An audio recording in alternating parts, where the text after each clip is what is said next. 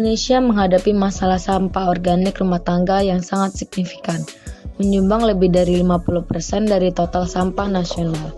Solusi inovatifnya adalah ekoenzim, cairan fermentasi dari limbah organik seperti kulit jeruk, air, dan gula. Ekoenzim berfungsi sebagai pembersih, pupuk, dan pengusir hama, juga mengurangi volume sampah dan emisi gas rumah kaca. Proyek ini bertujuan mengolah kulit jeruk menjadi ekoenzim dan mengetahui pengaruhnya terhadap lingkungan, sekaligus mendorong pengolahan sampah di tingkat rumah tangga. Penumpukan sampah organik rumah tangga adalah masalah lingkungan serius di Indonesia. Solusi inovatifnya adalah ekoenzim, yaitu cairan fermentasi dari limbah organik seperti kulit jeruk, gula, dan air. Ekoenzim memiliki multifungsi sebagai pembersih pupuk dan pengusir hama, serta mengurangi sampah dan emisi gas rumah kaca.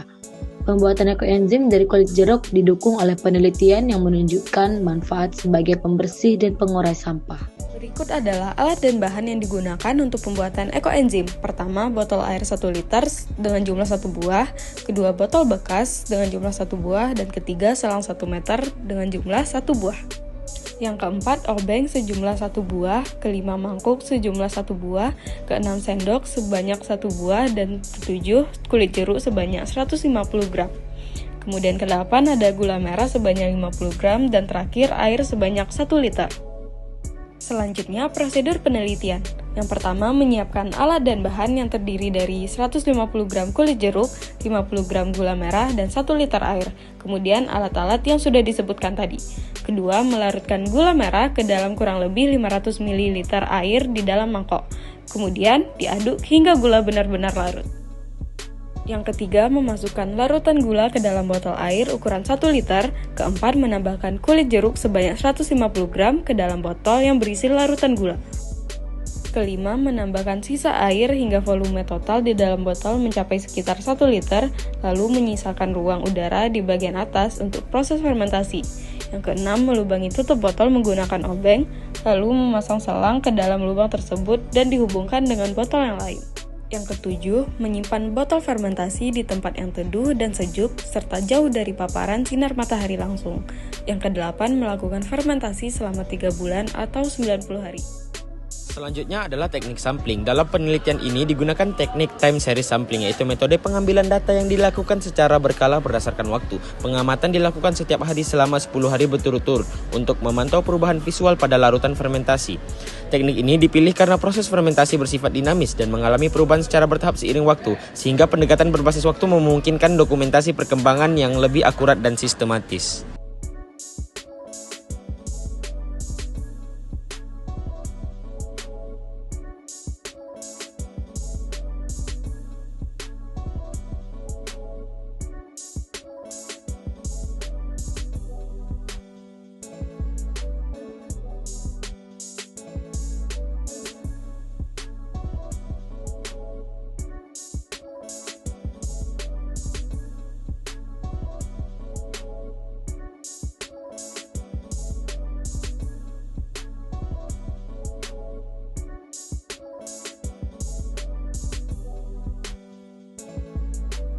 Berdasarkan hasil pembahasan, dapat disimpulkan bahwa ekoenzim dari kulit jeruk merupakan solusi ramah lingkungan yang efektif untuk mengurangi limbah organik sekaligus menghasilkan cairan serbaguna yang bermanfaat, seperti untuk pupuk cair, pembersih alami, dan pengusir hama.